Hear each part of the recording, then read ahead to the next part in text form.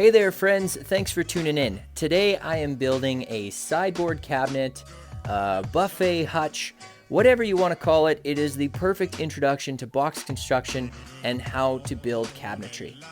I'm using a full sheet of 3/4 inch MDF plywood for this project, and so far all you've seen me do is break it down first on the table saw and then cut my pieces to length on the miter saw.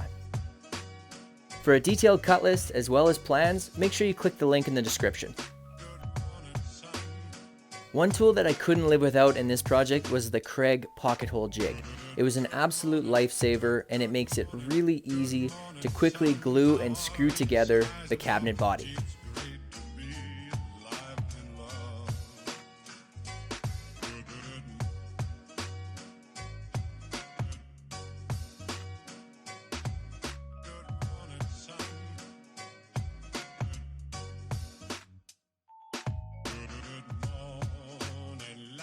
Time to install the center divider.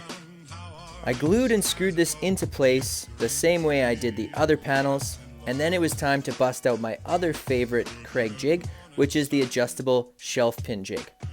This is a series of holes drilled at various heights to ensure that you can have your shelves sit at whatever height you need them to be. Speaking of shelves, let's cut them. Here I'm cutting them to width on the miter saw and then finishing it up over on the table saw. At the same time, I also cut my back braces to length. These get attached with glue and pocket holes as well. Normally when I'm building cabinets, I would do a full back panel, but these two shorter braces make it really easy to attach the doors, and in the future, you can run any cables and wires through this opening, which is really nice.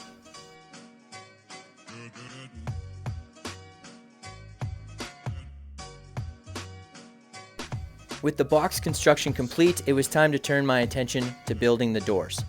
And this is where I ran into a bit of an issue. I had the wrong hinges. I'm going to take this opportunity to talk to you real quick about concealed hinges. There's basically three types. There's inset, half overlay, and full overlay. For me, I needed inset hinges because my door is inset within the opening of the cabinet.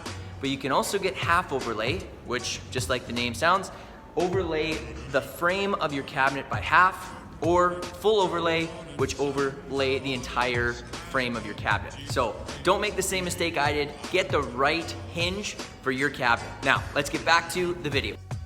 And with that all sorted out, I was able to attach my hinges the same way I would normally using my Kreg concealed hinge jig.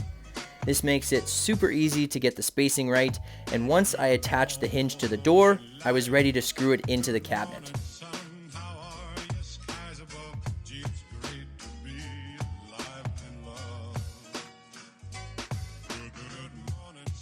To fix the issue I had with the spacing, all I did was attach some small blocks directly to the cabinet in order to make these hinges work. I later replaced these blocks with a small piece that ran from the top to the bottom, but overall I was happy with the result. The hinges look great and the doors close perfectly. And with that, day one was complete and it was time for me to head home. Approximately 10 hours later.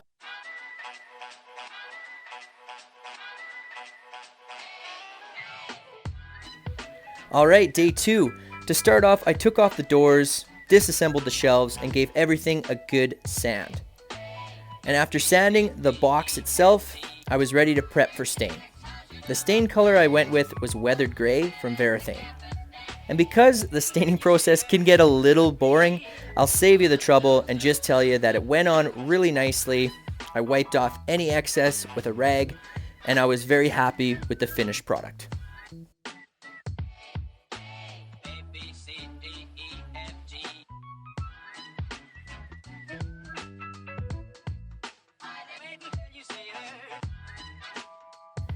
Finally, it was time to reattach the doors and wheel this cabinet out of there so that the stain could dry. Then I could finally get started on the base. The base is built out of the same MDF plywood and it comes together really easily.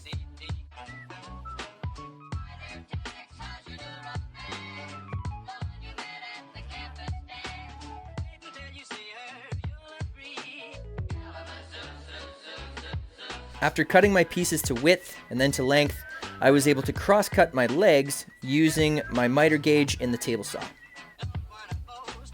Once all the legs were cut, I started working on the taper. The taper's a nice look, and I was able to cut them all at once after taping them together and cutting them on the bandsaw. You could easily use a tapering jig on the table saw, but I thought this was an easy way to do it, and they cleaned up really nicely over on the belt sander.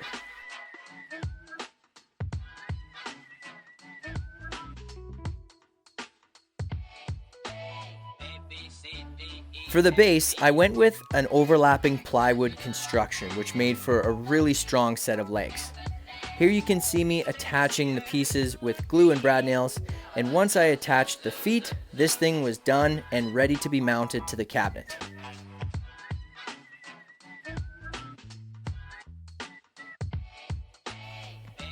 All I had left to do was mix up a small amount of sawdust and glue and fill any nail holes before doing a final sanding on the base. The last step in the process was to give the legs a really dark coat of stain, and this project was done.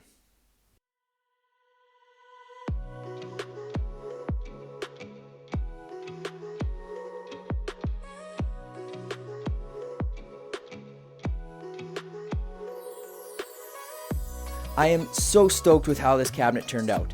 I love building things for other people. If you're interested in building your own cabinet, feel free to click the link in the description for a detailed set of plans. Thanks so much for tuning in, guys, and we will catch you on the next video.